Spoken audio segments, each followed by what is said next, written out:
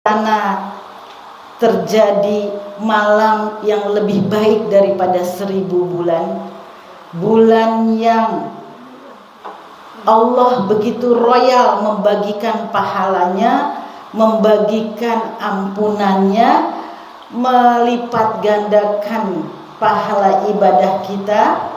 Dan bulan yang mana 11 bulan yang lalu telah kita lewati dengan lumuran dosa bisa dihapus oleh bulan ini. Maka sesiapa yang tidak ingin memasukinya, bagi orang yang beriman ini adalah cita-cita. Maka betullah kiranya kita berdoa kepada Allah, ya Allah sampaikan aku kepada bulan Ramadan. Kita nggak bisa percaya diri bahwa tinggal sebentar lagi saya akan masuki bulan Ramadan. Belum tentu.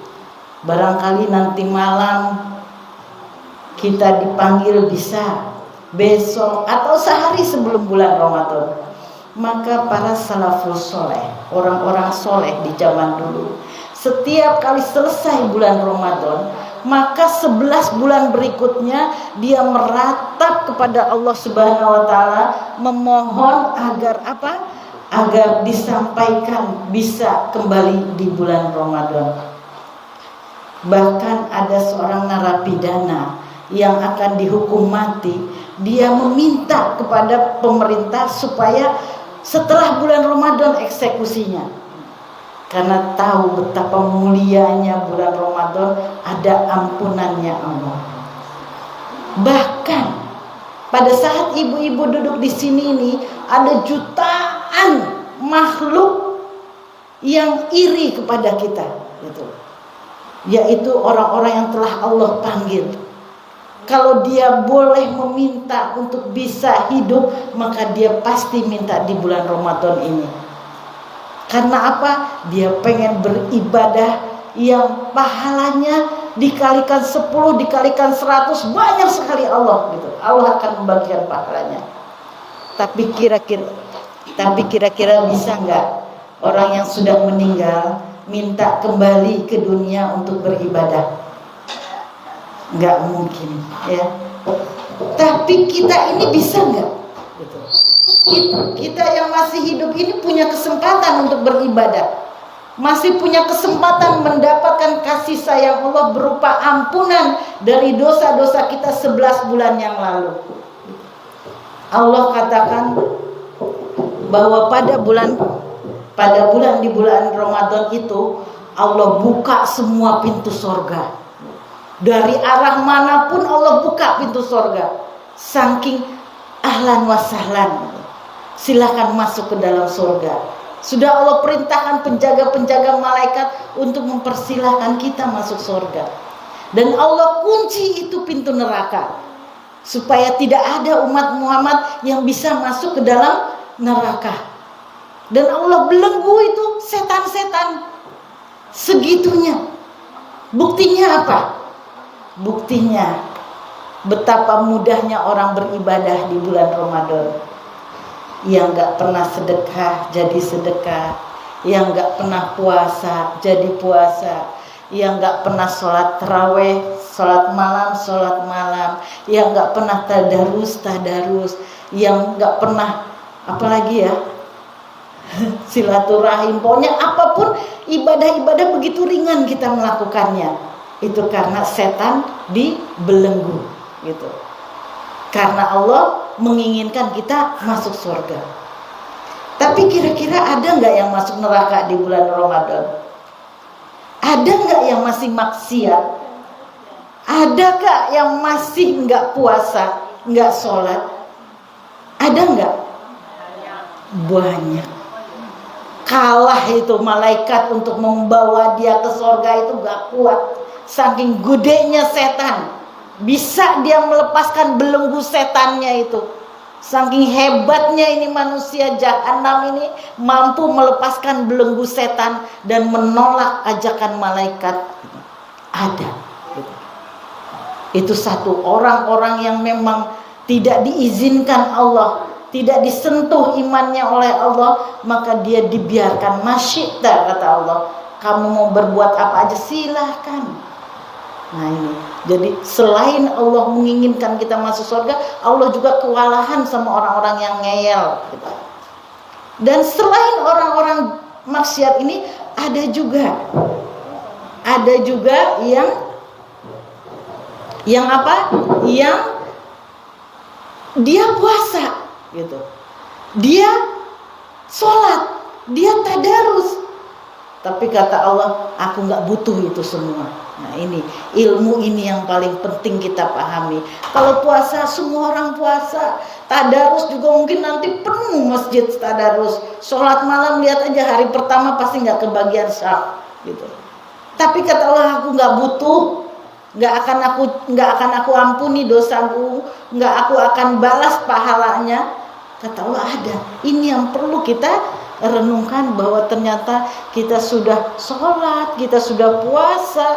Kata Allah, kamu hanya akan dapat lapar dan dahaga, nggak dapat balasan dariku. Ini orang yang merugi. Siapa dia? Dia yang melakukan hal-hal yang Allah benci. Apa itu? Ngerasani, bergunjing. Coba dipuasain mulut itu. Selama bulan Ramadan gak usah banyak ngomong, gak usah banyak cerita-cerita sama tetangga sambil beli bukaan, dadak ngomongin orang, dan sambil jalan ke masjid dadak ngomongin orang. Hilang itu puasanya. Demi Allah hilang. Kewajiban selesai, bahwa kita wajib bulan puasa, benar kewajiban tertulis selesai. Kita nggak perlu bayar gantinya, tetapi pahalanya hilang. Gitu. Gimana kita mengunci mulut kita ini supaya tidak bergunjing, tidak bergibah, tidak mencela orang lain, tidak menyakiti orang lain.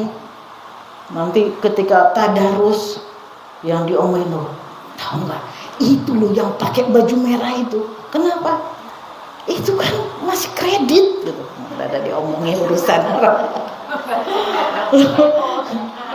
Iya, apapun kita banyak omong. Loh, kamu pindah duduknya? Aku nggak mau kalau duduk sama dia, nggak mau. Kenapa? Bau ketek. Gitu. Jangan mencela, diem aja. Kalau memang bau ya pindah, gitu loh. Nggak usah menyakiti orang, gitu. Jadi mengunci mulut kita karena hilang pahala kita semua, gitu. Biar gimana kita rajin sholatnya, biar gimana kita puasa, khusyuk sholatnya, puasanya. Tapi kalau kita tadi bergibah, menggunjing, mencela, satu. Yang kedua, kalau kita marah-marah, nah, ini bukan tambah ujian puasa itu. Perut lapar, anak ngeyel, dibangunin nggak bisa, waktunya buka puasa dia malah ngadat, itu mengundang emosi itu. Maka saking nggak bolehnya kita itu berkelahi, marah gitu, maka Allah katakan, kalau kamu ada yang ngajak berantem, kalau kamu misalnya di pasar dimanapun ada yang ngajak berantem, atau anaknya juga ngajak kita marah, katakanlah ana soimun, saya sedang puasa. Saking nggak bolehnya kita marah gitu. Terus ditahanlah sebulan ini kok. Karena apa? Kita mau minta ampun yang 11 bulan lalu itu loh. Kita bawa ke bulan Ramadan ini, seberat apa dosa kita ini untuk minta Allah meratap kepada Allah. Ampuni ya Allah di bulan yang mulia seperti engkau janjikan ini. Man soma Ramadan gufiral masoman Ramadan imanan wahtisaban gufirolahu ma taqaddama min dzambi. Biar siapa yang puasa di bulan Ramadan dengan mengharapkan kepada Allah, maka Allah hapus semua dosa-dosanya.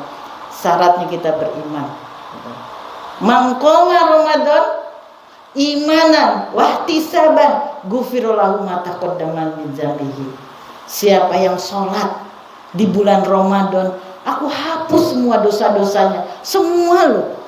Bayangin, diskonnya gede banget loh. Sebulan kita puasa, 11 bulan lalu didiskon puasa dosa-dosa kita. Ini yang kenapa semua orang pengen sampai bulan Ramadan. Dengan cara apa coba kita menghapus dosa-dosa kita ini? Jadi seolah-olah kalau kita mati di bulan Ramadan ikhlas gitu. Karena apa? Sudah dihapus dosanya. Tapi pertama kalau kita bergunjing, mencela, menyakiti orang, marah, Ada satu lagi, yaitu kalau kita makan makanan yang haram, ya, makanan yang haram, hilang lagi puasa kita, ya Allah, hilang semuanya beneran. Pas takjil ada yang dibawa, kata kemarin Ustadz siapa, Sarjono, ada yang dimasukin ke dalam kerudung, kena 3 biji itu. Takjil 100 biji habis. Wah, daripada kurang kita bikin 150, habis juga. 200 habis juga. Ternyata diumpetin di dalam kerudung. Hati-hati. Makanan itu bisa kita beli kok. Ngapain kita ngambil bukan hak kita? Udahlah, hak kita dapat satu ini kita syukuri, ya Allah. Beri rahmat makanan yang diberikan ini, ya Allah. Gitu. Semoga menjadi daging-daging yang halal, menambah iman dan takwa kita, gitu. Ngapain kita ngambil-ngambil punya yang bukan punya kita, bukan hak kita, gitu. Kalau ada sisa, kalau memang masih bisa dibagi ke orang, biarin orang aja lah. Jangan sampai kita terbawa itu makanan haram, gitu. Ya, jangan sampai kita makan terbawa makanan haram. Harus di dalam ingatan kita, ya Allah, aku sebenarnya nggak ada orang ini loh, nggak ada orang ini, masih ada 3. Gimana kalau aku ambil? Jangan, langsung dalam hati kita, ya Allah, aku punya kesempatan ngambil ini, nggak ada yang tahu, aku cuma yang tahu, tapi Engkau lihat. Maka ya Allah, aku tidak akan mengambilnya karena Engkau melihatku, tapi gantilah dengan yang lebih baik, yang lebih berkah, yang lebih banyak lagi. Itu doakan seperti itu. Nah, hal-hal inilah yang tadi yang menghilangkan pahala daripada puasa tersebut. Nah, ini yang perlu kita ingat. Kalau rukun puasa ada berapa? Rukun puasa itu cuma 2. Yang pertama niat, ya. Jangan lupa niat. Setiap kali mau tidur, ya Allah, saya mau niat dengan bahasa apapun. Mau pakai nawaitu sauma godin juga boleh, pakai bahasa, ya Allah, aku berniat. Jangan lupa pas makan sahur niat, besok saya mau puasa. Yang kedua, rukun puasa itu tidak makan dan minum. Itu rukun puasa, ya. Sekedarnya itu kalau kita sudah niat, sudah tidak makan dan minum, berarti kita sudah puasa. Tapi apakah puasa kita itu diganjar oleh Allah? Maka tadi kita menghindari dari hal-hal yang membuat Allah benci dengan puasa kita. Kamu cuma dapat lapar dan dahaga, tapi kamu nggak dapat pahalanya. Ini eman-eman banget. Saya ingin membekali ibu-ibu. Ada 3 amalan yang dicintai Allah, yang kalau kita lakukan di bulan puasa ini, maka sudah cukup bagi kita untuk mendapatkan surga, gitu. Sudah cukup alasan Allah untuk memaafkan semua dosa-dosa kita. Sudah cukup kita mendapatkan pahala daripada untuk mendapatkan surga yang luasnya arduhas samawati wal ard, seluas langit dan bumi. Apa itu? Yang pertama, alladzina yunfiquna fis sarra'i wad dharra'i. Nah, yang pertama adalah banyak-banyak sedekah. Walaupun kita dalam keadaan sempit, susah, banyak-banyak sedekah. Apapun yang bisa kita lakukan, sedekah itu gak harus ngasih loh. Sedekah tenaga, sedekah apalagi sedekah senyum juga sedekah. Sedekah kata-kata yang baik, sedekah bantuan. Nah, coba kita banyak-banyak sedekah. Kalau besok ada takjil gitu, jangan cuma duduk menerima, ya. Coba kita usahakan kita yang bagi. Bayangin, kita bagi takjil, pahalanya seberapa sih? Kita ikut bagi, sayang, padahal takjilnya punya sohibul yang memberikan takjil, tapi kita ikut memberikan Mbak Arun nih takjilnya. Maka ketika Mbak Arun makan apa yang kita sediakan, kita mendapatkan pahala dari puasanya Mbak Arun. Coba, ya. Sederhana, Allah itu begitu mudah. Sederhana, mudah, tetapi kenapa orang jadi berat gitu? Udah duduk enak aja. Kalau saya seperti itu mungkin ya, karena bodohnya sakit, tinggal duduk gitu. Padahal kalau kita ngasih, membagikan, itu pahalanya kita mendapatkan pahala puasa orang itu tanpa mengurangi pahala puasa dia. Apalagi orang yang memberikan, samalah orang yang membelinya, orang yang masaknya, orang yang mendatangkan sampai ke masjid, itu semua akan mendapatkan pahala dari orang yang memakannya tadi. Saya ini kalau puasa di Masjidil Haram itu banyak makanan. Semua orang berlomba membagi makanan gitu. Ketika saya tidak membawa makanan, apa yang saya lakukan? Saya duduk di gentongnya jam-jam itu, mengambilin, cuma ngambilin aja air. Kan orang udah pada mau ngambil, enggak, saya ambilin gitu. Saya berusaha ngambilin. Karena apa? Saya tahu dia minum, saya dapat pahala dia gitu. Jadi itulah yang perlu kita giatkan ya selama bulan Ramadan, banyak-banyak memberi, banyak-banyak bersedekah, karena kita akan mendapatkan pahala dari orang tersebut gitu. Sedekah itu banyak lah. Siapapun, kadang-kadang kita sambil di jalan ngasih minum, sambil ngasih makan anak-anak kecil, apapun gitu. Pokoknya kita niatkan untuk bersedekah. Kita tahu gimana Rasulullah, beliau tuh ahli sedekah. Rasulullah tuh ahli sedekah. Tetapi ketika bulan puasa lebih kilat menyambar lagi gitu. Jadi untuk persiapan Ramadan ini coba kumpulin uang sebanyak-banyak. Mau saya habiskan di bulan Ramadan buat sedekah gitu. Tabungan-tabungan keluarin. Kemarin katanya baru dapat tabungan dari Mbak Arum. Keluarin, saya niatkan selama bulan Ramadan saya mau bersedekah untuk mendapatkan pahala puasa dari orang-orang tersebut. Karena kita sendiri belum yakin puasa kita ini bener apa enggak gitu, dibalas apa enggak sama Allah. Tetapi mungkin pahalanya Mbak Tari, puasanya diterima, sehingga ketika dia memberi buka puasa, kita mendapatkan puasa yang baik. Nah, itu coba apa aja, persediaan makanan, masakan, semua sepele loh. Walaupun di masjid udah ada takjil gitu, kita bagiin tetangga sambil jalan, kan ngelewatin tetangga. Nah, ini kacang hijau gitu, perumah gitu, kan mudah aja. Kemarin pagi apa tadi pagi ya, kemarin pagi saya dapat ini buntil dari ibu, enak banget beneran. Kemarin ya kita makan bersama ya Mas. Gitu, itu seneng banget loh. Jadi dikasih itu ya, itu bahagia. Maka kita membahagiakan orang. Memberi orang itu namanya kita membahagiakan orang. Enggak butuh berapa jumlahnya membahagiakan orang. Itu udah pahalanya gede banget. Barang siapa membahagiakan orang, maka Allah akan membalasnya dengan membahagiakan dia. Yang beruntung yang ngasih, apa yang dikasih? Yang ngasih. Dia cuma membahagiakan saya, tapi Allah akan membahagiakan orang yang memberi. Ini ya, udah nggak pelit-pelitan lagi ya, apa aja punya kerudung yang terbaik kasih. Ini kalau saya kasih pasti senang, senang kasih gitu. Diganti, pasti diganti. Allah tuh nggak pelit, Allah tuh maha kaya, pasti diganti. Berapa gantinya? Jelas. Dikalikan 7, dikalikan 10, bulan Ramadan dilipat gandakan lagi. Nah itu ya, bagaimana kita bisa berbagi. Yang kedua, amalan yang dicintai Allah adalah wal kazimina ghaidho, menahan marah. Rasulullah ditanya, ya Allah, ya Rasulullah, siapakah orang yang kuat?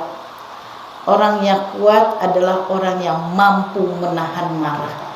Coba kita puasa, berinteraksi dengan banyak orang, itu tahan marah kita itu. Walaupun kita dicaci, walaupun kita dimaki dan sebagainya, itu tahan kita marah.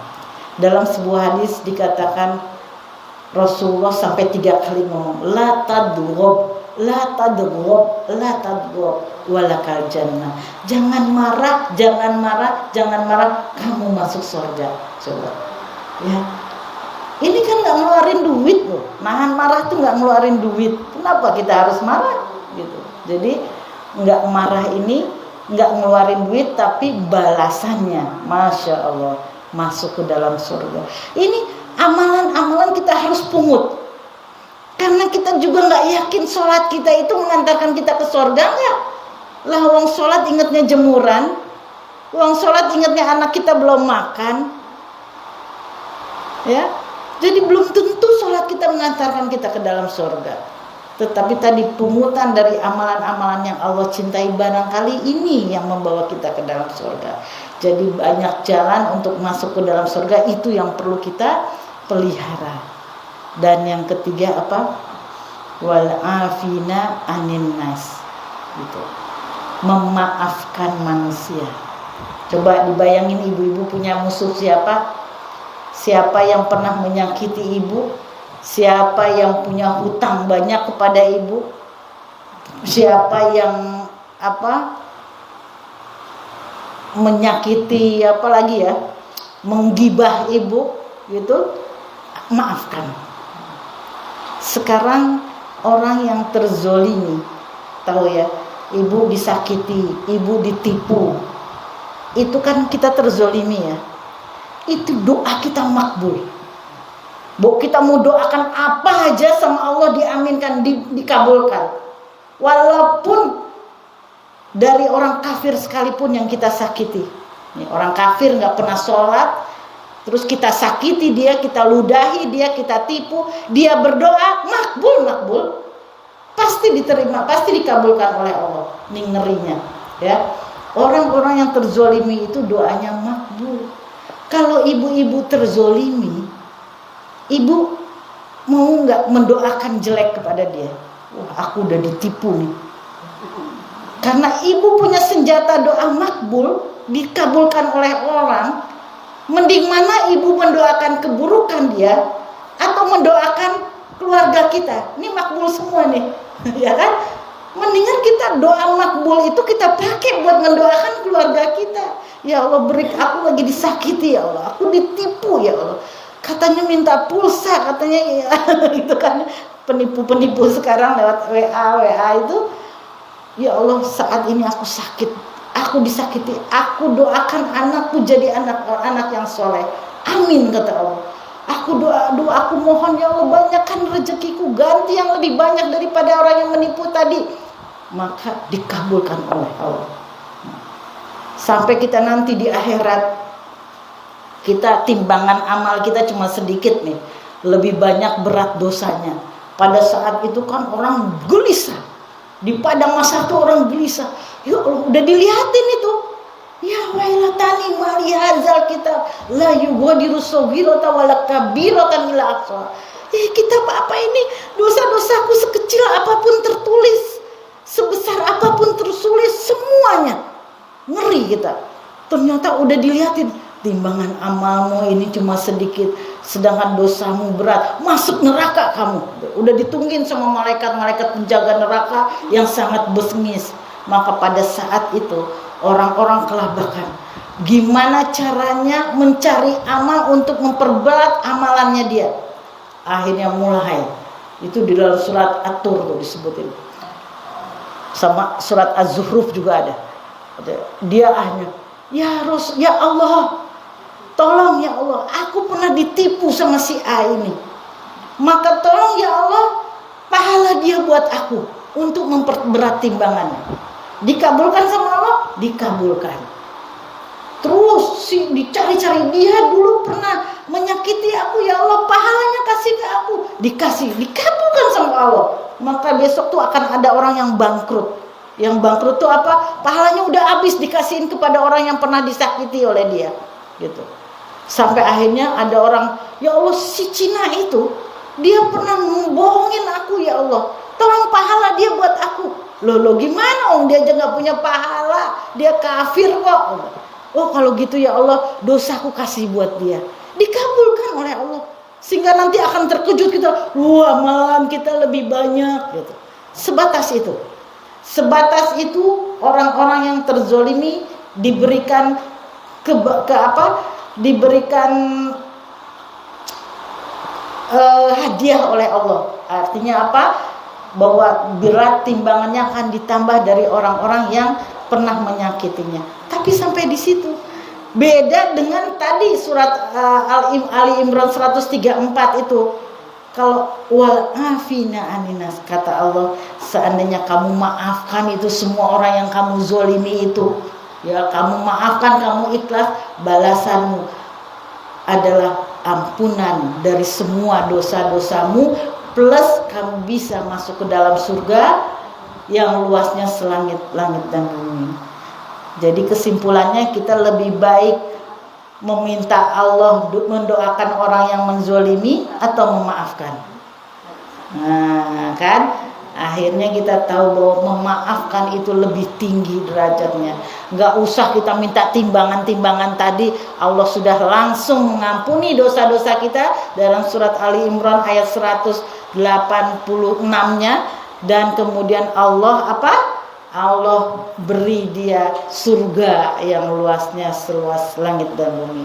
Nah, 3 amalan inilah yang perlu kita lakukan selama bulan Ramadan. Yang pertama apa? Bersedekah, berinfak, ya. Terus yang kedua apa? Mampu menahan marah. Yang ketiga apa? Memaafkan. Nah, ini 3 modal yang saya tinggali nanti, ya. 3 ini dapat, puasa diganti berlipat ganda, ngajinya juga berlipat ganda, kemudian sudah jelas diampuni semua dosa-dosa kita, dan kemudian diberi surga yang luasnya seluas langit dan bumi. Di dalam surat dalam ayat kutiba alaikumusiyam kama kutiba alal ladzina min qablikum la'allakum tattaqun, hadiah buat kita adalah kita menjadi orang-orang yang bertakwa. Bertakwa itu adalah kunci surga. Seseorang yang tidak bertakwa, maka dia tidak bisa membuka pintu surga. Selamat memasuki bulan suci Ramadan.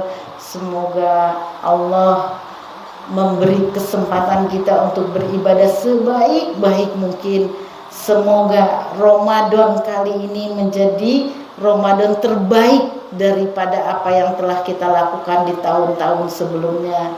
Dan semoga Allah meridhoi apapun yang kita lakukan, ibadah-ibadah yang kita lakukan. Dan semoga Allah menolong kita dalam beribadah, mendapatkan kekhusyuan, keikhlasan, dan pahala yang Dia janjikan. Terus apa lagi, udah nih ya. Udah lebih jamnya. Baik ibu-ibu, terakhir saya juga kayak tadi Mbak Tari, Mbak Arum, mohon maaf selama dalam pergaulan kita banyak salah gitu, salah ucap, salah tingkah yang tidak berkenan bagi ibu-ibu semua. Kami sekeluarga mohon maaf sebesar-besarnya keikhlasan hati ibu-ibu semua. Dan tentunya ibu juga meminta maaf tapi nggak dikasih kesempatan ngomong ya. Kita semua sudah saling memaafkan insya Allah. Dan kemudian kami berdua pamit bahwa pada tanggal 3 Maret nanti untuk bisa melaksanakan umroh selama sebulan melayani para jamaah. Jadi saya jadi panitia Ramadan di Masjidil Haram untuk jamaah kami. Saya doakan ibu-ibu semua yang di sini Allah beri kesempatan, kemudahan untuk bisa melaksanakan ibadah umroh di bulan Ramadan. Kenapa di bulan Ramadan? Para ulama mengatakan kalau kamu bisa berumroh sekali, maka pastikan itu bulan Ramadan. Kalau bisa berkali-kali, pastikan salah satunya bulan Ramadan. Karena umroh di bulan Ramadan itu pahalanya sama dengan berhaji bersama Rasulullah SAW. Jadi kita bayangkan bersama Rasulullah, manusia yang kita rindukan, yang kita cintai, tawafnya bersama Rasulullah, syai'nya bersama Rasulullah, berangkat ke masjidnya bersama Rasulullah, kemudian akan mendapatkan pahala haji tanpa menggugurkan kewajiban haji. Ya, mudah-mudahan amin semuanya. Harus yakin bahwa Allah sangat mudah kalau menginginkan memanggil hambanya, selalu ada cara untuk bisa sampai ke sana. Demikian sekali lagi ibu-ibu, mohon maaf, semoga kita bisa melaksanakan ibadah bulan Ramadan dengan keimanan dan ketakwaan yang Allah titipkan di dada kita semua. Wabillahi taufiq wal hidayah. Assalamualaikum warahmatullahi wabarakatuh.